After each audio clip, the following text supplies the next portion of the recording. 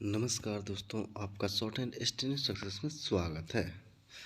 आपका dictation start होगा 80 word पर मिनट 5 सेकंड बाद। स्टार्ट। महोदय, जब हम भारत की संपदाओं और उत्पादन के उपादानों के संदर्भ में भारत की अर्थव्यवस्था की चर्चा करते हैं तो उस समय अनिवार्य रूप से उपयुक्त टेक्नोलॉजी से संबद्ध प्रश्न उठ खड़े होते हैं। इसके लिए कोई निश्चित उत्तर नहीं दिया जा सकता। यह तो अलग अलग उद्योग के लिए अलग अलग होगा।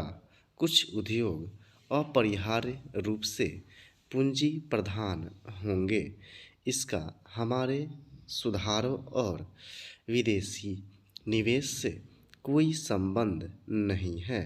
हमारे अपने सरकारी क्षेत्र में स्थापित कई उद्योग बहुत ही पूंजी प्रधान हैं।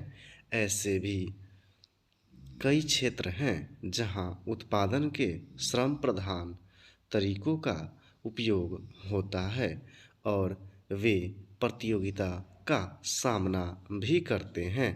सारी दुनिया में हम आज यह देख रहे हैं कि एक जगह वेतन अधिक होने के कारण तथा दूसरी जगह सस्ते विकल्प होने के कारण उद्योग अपने स्थान बदलते रहते हैं। यह बात एक दूसरे से कतई भिन्न क्षेत्रों पर भी लागू होती है, जैसे वस्त्र उद्योग, चमड़े का सामान, इलेक्ट्रॉनिक्स और कई अन्य उद्योग अन्य स्थानों से आकर भारत में जो निवेश किए जा रहे हैं वे ठीक इन्हीं कारणों से किए जाते हैं और ये उद्योग बड़ी मात्रा में रोजगार प्रदान करेंगे।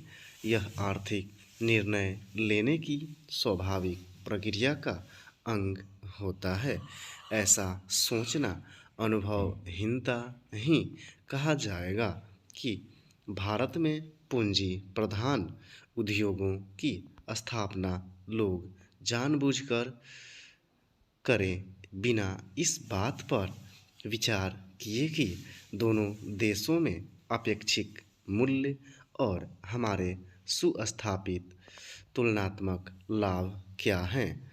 उसी के साथ जहां पूंजी प्रधान टेक्नोलॉजियां और उच्चतर उत्पादकता तथा वेतन साथ साथ चलते हैं, उनका हमें स्वागत करना चाहिए, उन्हें टालना नहीं चाहिए। अंतिम निर्णय तो बाजार की शक्तियों पर निर्भर करेगा।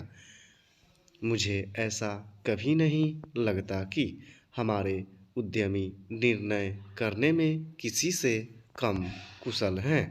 तथापि यहाँ पर यह जोर देना अप्रासंगिक नहीं होगा कि टेक्नोलॉजी का चुनाव अत्यंत सावधानीपूर्वक किया जाना चाहिए।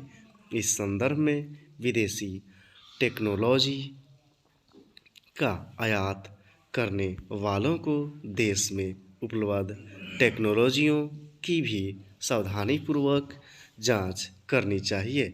सामान्य रूप से टेक्नोलॉजी का विलयन और अंगीकरण उतना महत्वपूर्ण नहीं होता जितना टेक्नोलॉजी को तैयार करने की क्षमता पैदा करना। हमारे पास क्षमताएं हैं और इस क्षेत्र में हमें अपनी संपदाओं का इष्टतम उपयोग करना चाहिए। वास्तव में तो अपने ही देश में विकास और अनुसंधान करने का स्थान और कुछ नहीं ले सकता। तभी हम प्रतियोगिताओं का लाभ उठा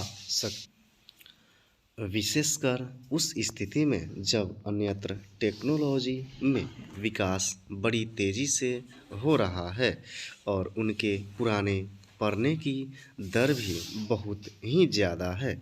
यह बात पूरी तरह स्वीकार की जाती है कि नियंत्रणों और परमिटों की प्रणाली से ईमानदारी का खात्मा हो जाता है। उदारीकरण प्रक्रिया का तात्पर्य इन नियंत्रणों को समाप्त करना है।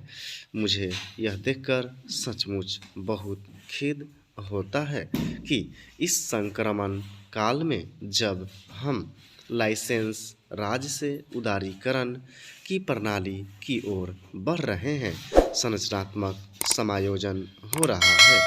स्टॉप। तो मिलते हैं ऐसे ही किसी नए टॉपिक के साथ, तब तक के लिए जय हिंद, जय भारत।